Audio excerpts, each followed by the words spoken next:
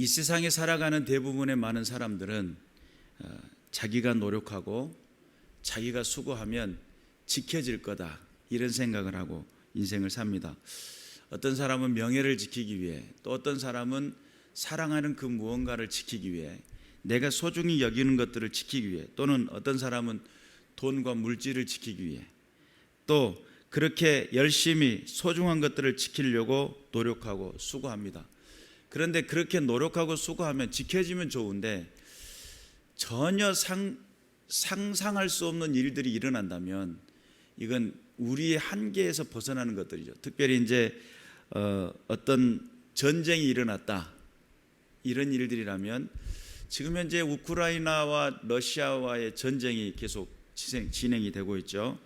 그래서 러시아가 우크라이나를 침공을 했는데 지금 현재 사망자가 대략 5천 명 정도, 그리고 부상자가 6,263명 정도, 그러니까 1만 명이 넘어섰네요. 그런 사망자와 부상자를 포함하면 대략 한 1만 정도. 또 다른 여러 가지 많은 재산적인 피해들도 많이 있겠죠. 그런 상황 속에 전쟁이라고 하는 그 상황을 요즘 이제 TV에 가끔 이렇게 나오는 장면들인데, 부모를 잃어버리고 아이가 혼자서 가방 하나 들고 울고 가고 있는, 한참 가다가 울고 또 가다가 울고, 왜냐하면 부모를 잃었으니까. 그 아이의 입장에서는 그래도 따뜻한 가정을 생각했지 않았을까요? 그리고 그의 인생에 어린아이니까, 아이 입장에서는 앞으로 살 날이 많으니까 얼마나 많은 꿈들을 꿨을 거 아니에요.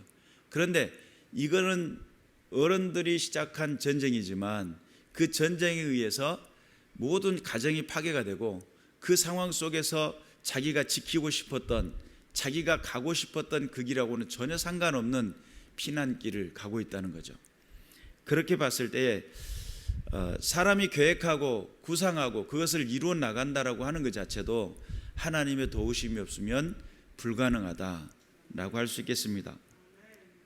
여러분, 또 2010년 정도에 1월 11일자 오후 4시 53분 10초 때 IT라고 하는 곳에서 지진이 발생을 했어요.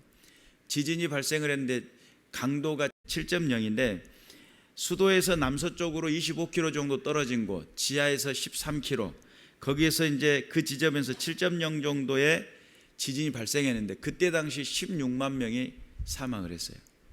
그러면 나머지 부상자라든지, 그리고 또 그 지역에 피해를 입은 많은 건물들, 재산적인 것까지 다 포함을 하면 상상을 초월하죠. 그런데 그 IT라고 하는 그곳에 2010년도에 일어난 이야기를 왜 꺼내느냐 할 수가 있겠는데, 지금 2021년도 바로 작년입니다. 작년에 또 발생을 했습니다. 8월 14일 날 오전 8시 29분 9초에 IT 세인트루이스 두 서드라고 하는 그곳의 북동쪽 12km 지역에서 지진이 발생을 합니다. 처음 발생했었던 지진은 7.6 또는 7.2 그렇게 생각을 했는데 본 지진은 7.0대라고 그렇게 표현을 하네요. 그래가지고 그 지진이 발생을 하고 여진이 발생을 하는데 5.2 정도의 여진이 발생을 하고 대략 하루 이틀 사이에 100회 이상, 3.5 이상 되는 지진이 계속적인 여진이 발생을 했어요. 3점대만 가도 상당히 사람들이 두려움을 가질 수 있는, 그런데 7.0이니까 엄청난 지진이죠. 처음에 그런 대략 한 10여 년 전에 있었던 그 지진 발생 때문인지는 모르겠지만 같은 강도의 지진이 발생했음에도 불구하고 사망자는 2,189명 정도, 부상자가 12,000명 정도, 주택이 12만 9천 가구가 주택이 파손이 됐어요. 엄청난 파손이죠. 이재민이 121만 명 정도가 이재민이 발생했습니다. 그러면 대자연 앞에 사람들은 지극히 작죠. 우리가 생각했던, 지키고 싶었던 명예를 지킨다 또는 물질을 지킨다 뭐 이런 것들은 어떻게 보면 지금 현재 전쟁에 맞닥뜨리고 있는 우크라이나라든지 또는 지금 대자연 앞에 지금 있는 IT라고 하는 이런 지역 같은 경우는 생존이라는 것을 지켜야 돼요. 명예를 지킨다, 물질을 지킨다, 또는 뭔가의 어떤 꿈을 지킨다, 이런 개념을 가지고 있는 사람들과는 전혀 다른 꿈이죠. 내가 사느냐 죽느냐 이런 문제잖아요. 그러면 지킨다라고 하는 이 개념을 가지고 인생을 살려고 할 때 우리가 필요 이상의 것들의 분수에서 지나친 것들을 지키려고 노력하는 것도 어떻게 보면 탐심이 되고 탐욕이 될 수 있다. 우리나라의 상황은 어떻습니까? 우리나라가 요즘 경제력이 많이 좋아졌죠. 경제 상황이 너무 많이 좋아졌고, 코로나 이후에 많은 사람들이 경제적인 압박을 받고 힘들어하고는 있지만 정부에서 이렇게 돈을 나눠주는 경우를 본 적이 있습니까? 물론 이제 아주 예전에 구제금 뭐 이런 것들도 있고, 어떤 피해 지역에서 일부 지역을 도와주거나 또는 어떤 농민들에 대한 어떤 도와주거나 전 국민을 대상으로 해서 1차, 2차, 3차 나눠가지고, 또 지금은 또 차상위 계층이라고 또 어려운 가정들을 향해 또 도와주고 계속적인 도움을 줄 정도로 우리나라가 너무너무 부유해졌어요. 문제는 우리나라 상황 같은 경우는 분단이라는 것을 피할 수가 없죠. 민족 상잔의 비극이라고 하는 이런 개념을 가지고 있고, 그렇게 전쟁의 1950년도에 그런 6.25 전쟁을 발발했었고, 거기서 이제 6.25 전쟁이 끝난 다음에 한국은 정말 엄청난 부흥을 했어요. 거기에 부흥의 기본적인 것이 이제 새벽종이 울렸네, 새아침이 밝았네라고 하는 새마을 운동이다, 이렇게 이야기하는데, 그 새마을 운동의 배경에 새벽종을 울린 곳은 교회다, 이렇게 해가지고 교회 사람들이 기도를 해가지고 이 나라가 이렇게 잘된 거다, 이렇게들 이야기를 하죠.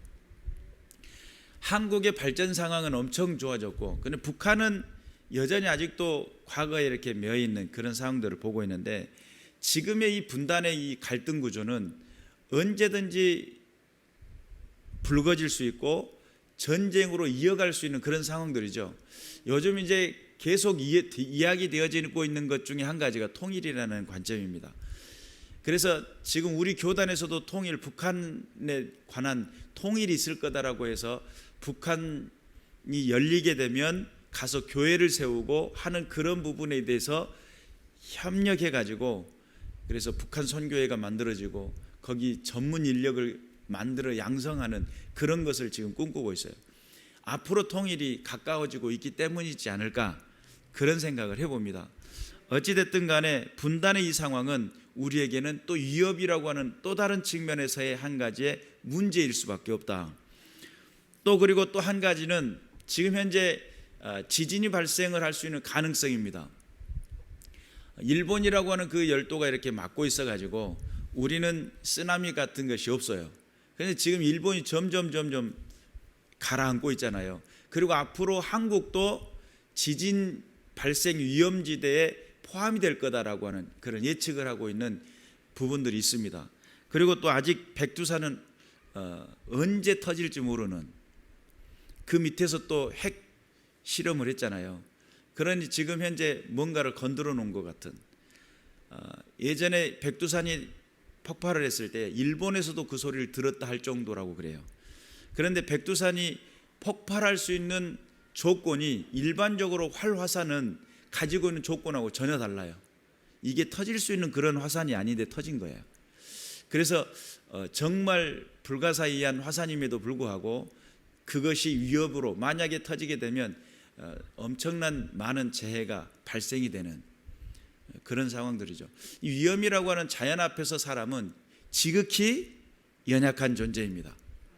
그리고 우리가 지금 맥주 감사절로 통해 가지고 하나의 결실을 맺었다.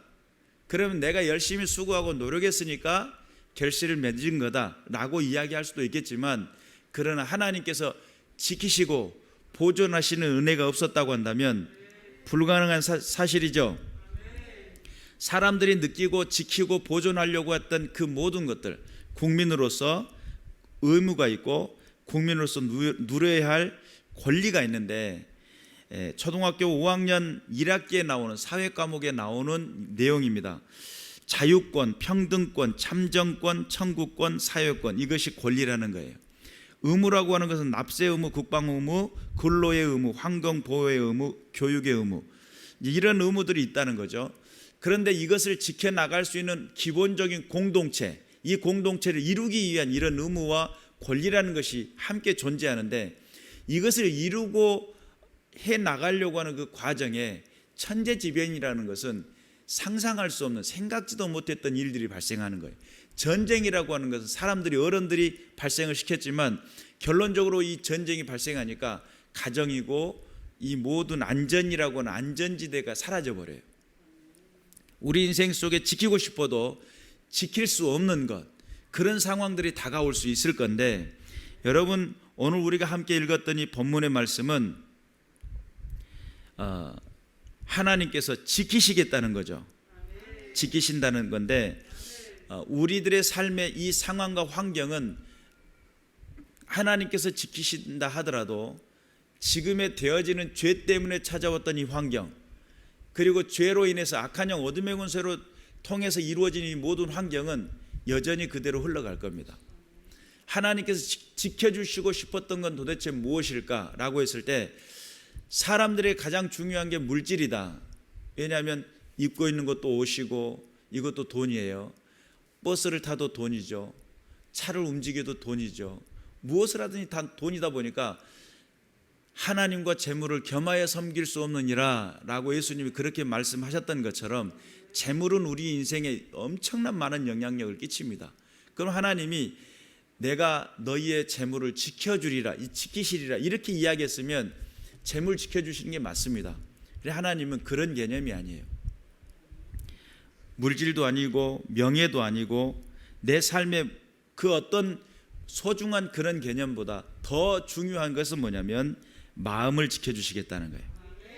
하나님께서 우리에게 마음을 지켜주실 때에 우리의 삶의 마음에 가장 위협적인 것이 뭐냐라고 했을 때 염려라는 거예요.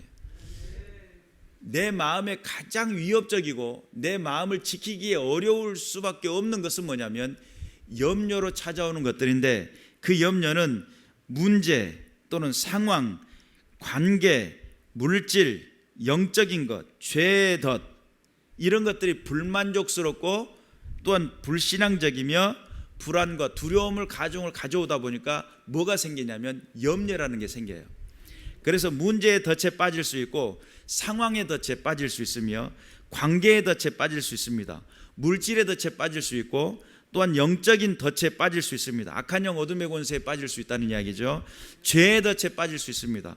그런 덫의 모든 것에 빠질 수 있는 그 상황 속에 빠지게 되면 불만족이 찾아오고 불신앙적인, 하나님을 믿지 못하는 관계 속에 빠지게 돼요.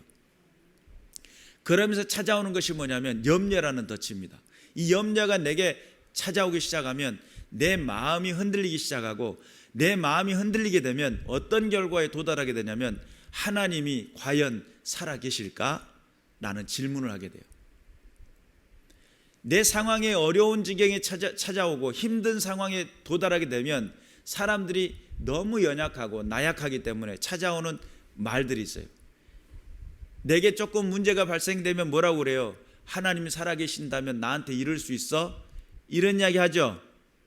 하나님이 진짜 살아계시다면 나를 이렇게 방치할 수가 있어?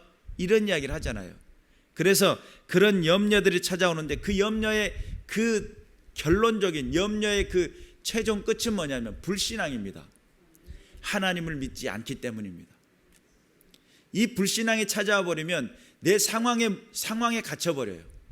그리고 관계에 갇혀버려요. 그리고 또한 감정의 골에 갇혀버리고 물질이라는 것에 갇혀버립니다. 또한 악한 영 어둠의 권세 가운데 갇혀버려요. 그러나 예수님은 이미 악한 영 어둠의 권세를 이기셨죠. 내가 세상을 이겼노라 라고 말씀하셨잖아요. 이겨놓으신 그 싸움을 모르고 그 상황에 악한 영 어둠의 권세에 갇혀버려요. 그리고 또한 죄악의 덫에 갇혀버리게 됩니다. 그래서 그거를 문제시 여깁니다. 이걸 문제시 여기면 문제가 되고 아무것도 아니라고 여기면 아무것도 아니게 돼요. 참 묘하죠. 영화 대사 속에 나와요. 그런데 우리가 그런 상황 속에 하나님께서 내 마음을 지켜주신다면 이기고 승리하게 될 줄로 믿습니다. 염려의 덫에서 벗어날 수 있는 비결, 내 삶의 모든 그 염려라는 거, 내 마음을 공격하고 나를 무너지게 만드는 그 염려거리들 가운데서 이겨낼 수 있는 비결을 뭐냐라고 했을 때 오늘 본문은 무슨 이야기를 하냐면 다만 모든 일에 기도와 간구로 너희 구할 것을 감사함으로 하나님께 아뢰라.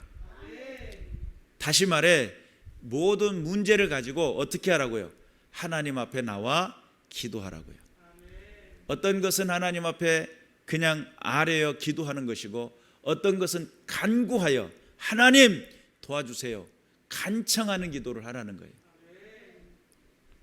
시급할 때는 간청한 기도를 해야 되겠죠.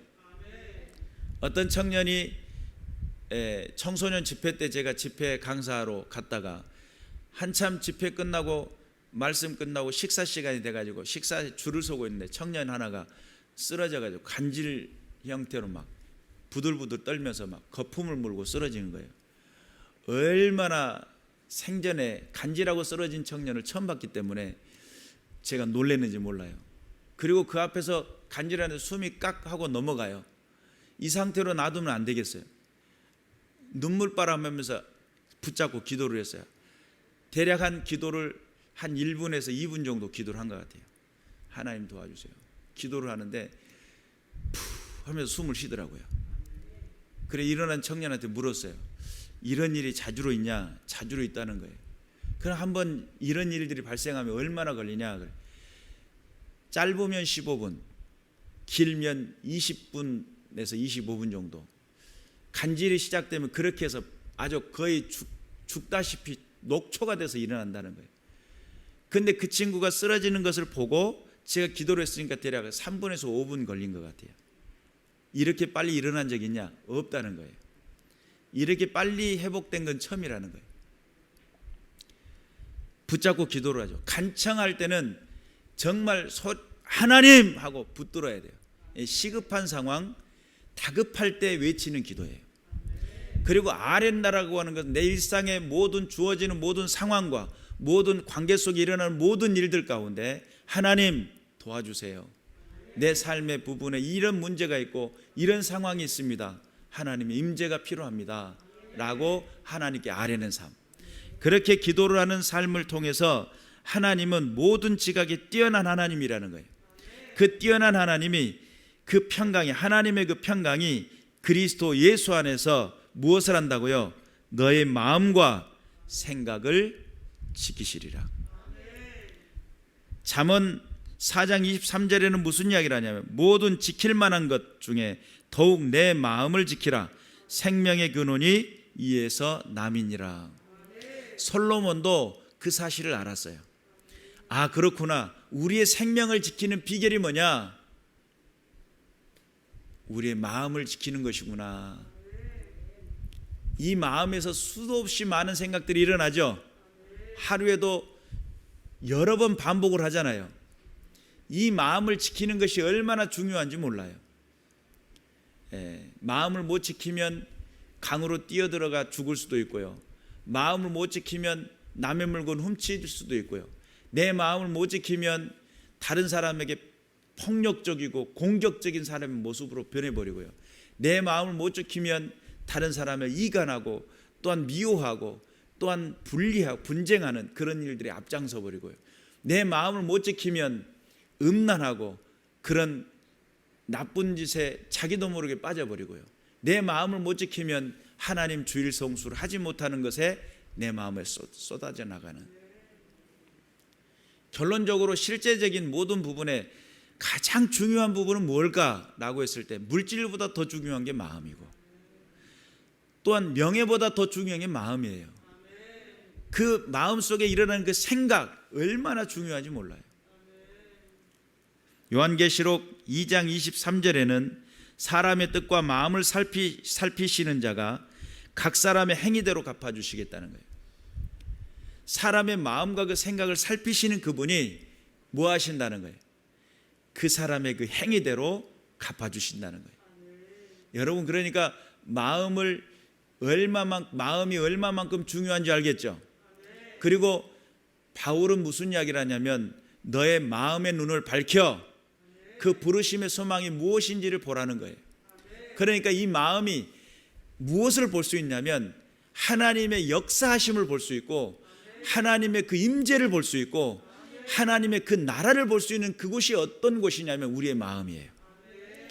우리의 눈은요, 이 눈으로 볼 수 있으면 좋겠는데 간혹 환상이 열려가지고 우리의 눈이 볼 수도 있을 수도 있어요. 그런데 실제적으로는 우리의 마음의 눈이 열리는 겁니다. 여러분의 마음의 문이 열려지시기를 주님의 이름으로 축원합니다. 하나님 살아계시고 지금도 역사하십니다.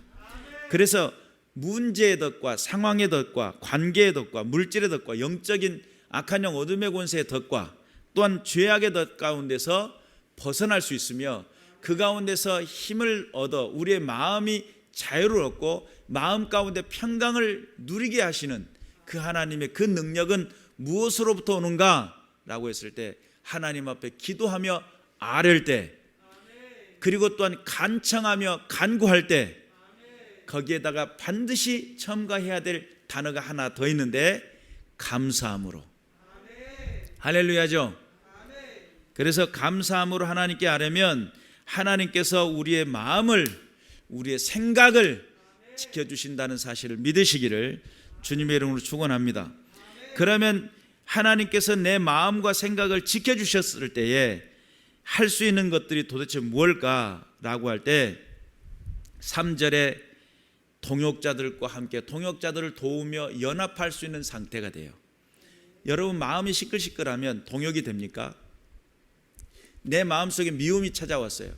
내 마음속에 갈등이 있어요.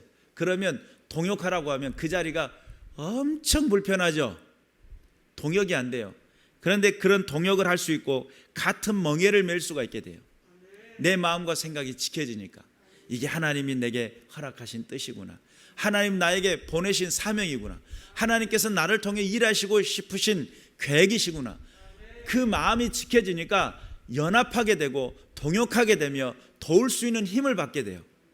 믿으시기를 주님의 이름으로 축원합니다. 그리고 또한 내 마음이 지켜지니까 하나님 앞에서 기쁨을 누릴 수가 있어요. 마음이 시끌시끌한데 악한 영 어둠의 권세가 늘 간섭을 하고 늘 괴롭힘을 당하고 있을 때에 마음이 기뻐지냐 이 말이에요. 내 생각이 내 마음이 지켜지니까 그 모든 상황에서 주 안에서 기쁨을 누리게 된다는 사실을 믿으시기를 주님의 이름으로 축원합니다. 또한 내 안에서의 하나님의 마음과 생각이 지켜지니까 뭐가 되냐면 관용이라고 하는 단어를 이룰 수가 있어요. 관용이라는 게 무슨 뜻이에요? 너그러움이죠. 포용하는 능력이에요. 그러면 이 관용할 수 있는 것은 어느 때 생기게 되냐면 내 마음이 지켜지고 내 생각이 지켜질 때에 하나님의 그 평강이 내 마음속에 지켜질 때에 뭐가 생기냐면 너그러움이 생겨요. 이 마음이 안 지켜지면 뭔가 공격당하는 것 같고 뭔가 방어기지가 발동하는 것 같으면 마음이 조급해지죠. 그 상황 속에서 너그러워질 수가 있느냐? 불가능합니다. 이 너그러움이라고 하는 것은 내 마음이 넓어졌을 때 너그러워지는 거예요. 품을 수 있을 만할 때 넓어지는 거예요. 그 마음이 넓혀졌기 때문에 그 가운데서의 쉽게 말하면 간장 종제기 같은 작은 그런 내 마음이었는데 하나님의 그 평강이 내게 찾아오니까 갑자기 넓혀졌어요. 세숫대야 같이 다라이 같이 딱 넓혀졌어요. 그러니까 그렇게 넓혀지고 나니까 간장 종제기 같은 밴데기 소갈대기 같은 제 마음이 그때는 무엇을 집어넣어도 금방 넘쳐버렸어요.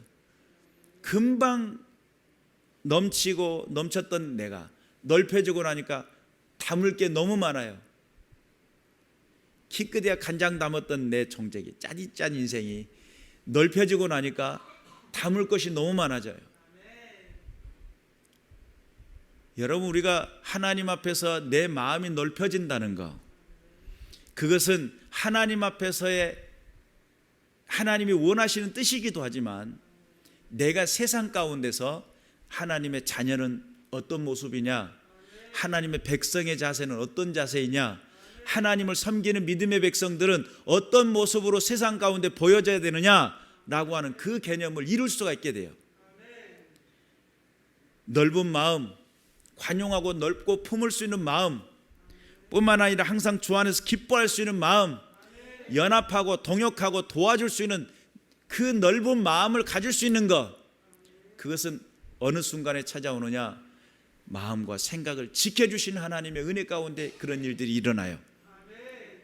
그러니까 상황이 바뀌고 전쟁이 발생하고 대자연 앞에서 지극히 연약한 존재이지만 여러분 보세요. 전쟁이 일어났는데 그 마음속에 그 마음이 지켜지니까 자기 조국을 지키겠다고 해외 가운데 있을 때 자기 안전 때문에 안 돌아와야 될 사람들이 비행기 타고 배 타고 돌아옵니다. 대자연 앞에 지극히 미미한 존재인데 다 부서지고 사망자가 속출할 때 도망가야 되는데 안 도망가고 그 잿더미 가운데 그 무너진 그 집안이 무너진 그곳에 찾아가 가지고 거기서 사람들을 건져냅니다. 그리고 또한 구조물자를 보내기도 하고 찾아가서 만나주고 동역하고 세워주고 함께하고 생존하겠다고 결론을 내립니다. 어떤 사람은 그런 일들에 헌신하는 사람이 있고 어떤 사람은 전혀 관계없이 나만을 채우고 나만 생각하는 그런 인생들이 있잖아요. 하나님을 믿는 사람들은 과연 세상 앞에 어떤 모습으로 서야 할까? 하나님을 믿는 믿음의 백성들은 세상 가운데 정말 그 풍요로운 하나님의 그 놀라운 그 능력을 어떻게 드러내며 살아갈까? 내 마음과 생각이 지켜지고 하나님의 뜻을 드러낼 수 있는 그 믿음의 자리에 설 수 있도록 우리는 무엇을 해야 돼요? 기도하고 하나님께 아뢰면서 간청하고 간구해서 감사함으로 하나님 감사합니다. 내게 이러한 일들이 일어난 것은 하나님 이것을 통해서 영광 받기로 작정하신 하나님의 뜻이 있는 줄로 믿습니다. 하나님의 섭리로 보고 하나님의 계획으로 보고 하나님의 일하심으로 보고 이 상황에 내 마음을 지키시고 보존하셔서 주의 영광을 위해 쓰임받을 수 있도록 축복하여 주옵소서 라고 기도하며 나갈 때 지키시는 하나님의 의로운 큰 오른손을 보게 될 줄로 믿습니다. 하나님 지금도 살아계시고 지금도 역사하시며 주님의 놀라우신 일들을 감당할 수 있도록 축복하신다는 사실을 믿으시기를 주님의 이름으로 축원합니다. 우리의 결실을 하려고 하는 그 모든 순간에도 마찬가지입니다. 나는 왜 이렇게 작아? 내 인생이 왜 이렇게 연약하지? 왜 나는 나약할까? 여러분, 그거는 하나님 함께 하실 것을 구하지 않기 때문입니다. 하나님 앞에 아뢰시고 하나님 앞에 기도하시되 하나님 앞에 간청하시면서 감사함으로 하나님 앞에 아뢰는 믿음의 군사들 되셔서 이 어려운 이 시대 속에 하나님 앞에 기도하며 사는 사람들은 과연 어떻게 살아가는지 믿음으로 보여드릴 수 있는 믿음의 군사들 되시기를 주님의 이름으로 축원합니다. 기도하겠습니다.